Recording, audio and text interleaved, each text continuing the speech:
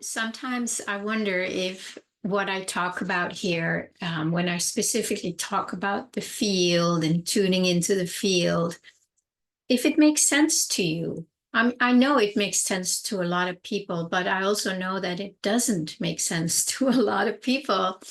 But if you are listening to me regularly, you probably heard me talk a lot about it, but you also hear me talk about how to bridge the move from the matrix or the mind, or we can also call it just a dream or a nightmare. It's the same. It's something that's happening inside of our minds, and then bridging it into the field or into heaven on earth and bring that heaven experience that is in the field, that lives in our heart, that lives inside the longing, how to bring it here into our experience. For many people, for most people, still live in the mind, which is the matrix, which is the dream, which is the simulation, the overlay, and it seems more real than anything. I agree. When you live in that state, it's the only thing that exists. I find myself in that state often, and as soon as I recognize it, I just am right back in presence or in present moment. The field is also, you can also call it the present moment or the now, because that's all there is.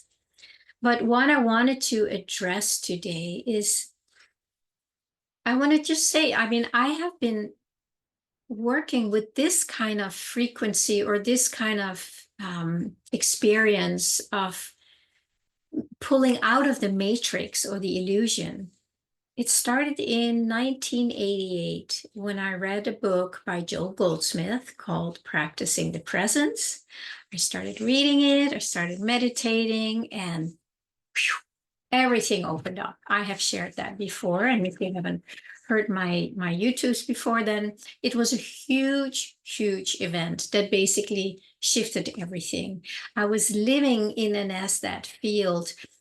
However, I experienced it back then. It's a long time ago, 1988, so it's almost 40 years ago. And the experience lasted for, I would say, 2 or 3 months, and then it went away. Very traumatic thing happened in my life, and I could not stay here. I was too identified with what it brought up in me, this event, and I got totally identified with Pernilla again. But it didn't stop me. Once that event kind of passed after 5 months, I could kind of start finding a hold in that again. But it took me many years to even feel safe again, because it was such a traumatic event that happened afterwards. But I've been at it for a long time, and it's been really challenging most of the time. It's not like you have an opening like that and then poof, it's over. Like, no, you have an opening, or you may start sensing something else is here. Eckhart Tolle talks a lot about it, right? That the power of now, this now moment, that is the presence, that is the field, that is heaven. And it's so different than what we're experiencing, between our ears. And I talked about repetition a lot the other day, and I want to just emphasize that again, that we need repetition every single day, many times a day, in order to start moving out of the matrix, in order to start seeing that there is something beyond our mind. And I know many people use plant medicine to have that experience. I did it myself many years ago. I found it so helpful because it kind of gave me that, it's like it cracked the matrix, where I started experiencing that there was something else, such as love. and then, my spiritual practice, it's just a meditation and a constantly coming back and working through all the layers that the illusion that I had believed myself to be. So it's a long, long process, and it takes a lot of repetition. So I have a lot of patience and compassion for all of us to go through this journey. We all have to go through it. And I don't know when it's going to end. I have not reached the end by any means, but I would say I have reached enough connection with the field that I never feel it's gone, or that I have to go and find it again. It's always here. But I just allow my abiding, my being present with, to just land there all the time and come back to that all the time. And because I've done it for so long, it becomes easier and easier over the years, of course. And it's almost like it's just natural to rest here. And that may still be that Pernilla, she may seem like a wreck or whatever, but that is still unfolding and letting go, and the energy, the field is still moving in and through and out to expand that separate sense of self called Pranila. So it's not like over, and I don't know if it's ever going to be over for anyone. But what was missing for me in the beginning was basically are the steps that I've been teaching for so many years, the steps of how to love yourself. And it seems so basic, and it's so hard for most people to learn to be present with our experience without judging, without criticizing, without trying to fix it. All of that is just creating more distance from who we are. So it's learning to allow whatever shows up to just show up. And that includes the judgments and the resistances that we automatically will experience as we start to expand, as we start to put our attention on the field. You see, when you think about expanding, what we're expanding through, or what is expanding, is that grip of limitation, of the beliefs, of the duality, of the matrix.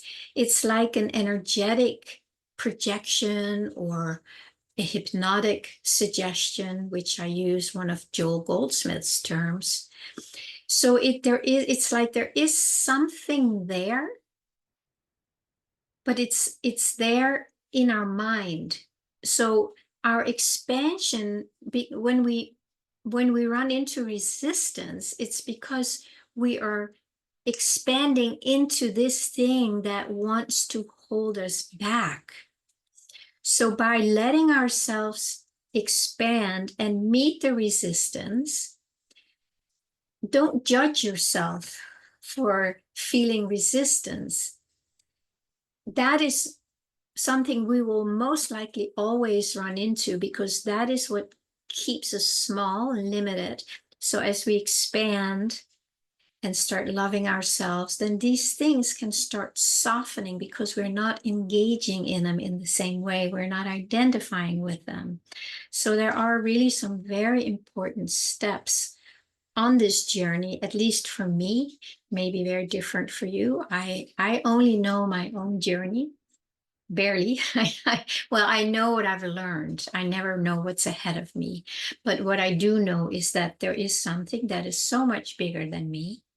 And that is what lives my life when I let it, when I allow myself to be open to being lived by that. So that Pernilla is not doing it. And if I do the expansion and allowing, then pranila is not getting in the way. It is the separate sense of pranila that is basically expanding into nothing, into the nothingness that she is. I can still totally identify with pranila, but it's in a very, very, very, very, very different way than I did 5, 10, 20, 100 years ago. There's still flavor, there's still sense of it.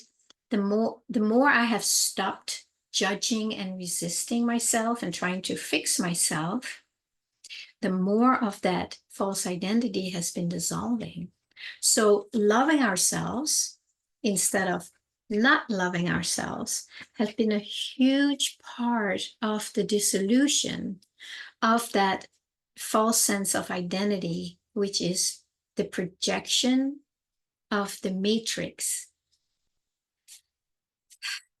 I think it's the best way I can say it right now. Sometimes it might be helpful when people ask me questions. Then I can just tune in, and then a lot more clarity comes out.